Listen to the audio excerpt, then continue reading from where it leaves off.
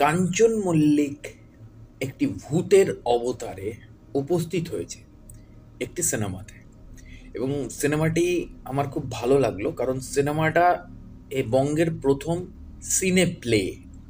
সিনে প্লে কি, বাঙালি হয়তো খুব কম বাঙালি জানে হোয়াট ইজ দ্য সিনে প্লে। সিনে প্লে যেখানে থিয়েটার এবং সিনেমার একটা মেলবন্ধন হয়। হ্যাঁ, তাই বলে মঞ্চে থিয়েটারকে আমি ক্যামেরা বন্দি করে ভিডিও বানিয়ে ছেড়ে দিলাম, সেটা সিনে প্লে হলো না। সিনে প্লে কিন্তু থিয়েটারটাকে মাল্টি কাটেই ডিজাইন করা হয় এবং সিনেমা হিসেবেই সেটাকে প্রেজেন্ট করা হয়, এবং সুখ দুঃখ চরিত্র ইমোশন সেটা কিন্তু দূর থেকে নয়, খুব কাছ থেকে ক্যারেক্টারের ফেসের ওপর বা ক্যারেক্টার ঠিক যেরকম সিনেমার শ্যুটটা হয় ঠিক সেরকমভাবেই প্রেজেন্টেশন করা হয়।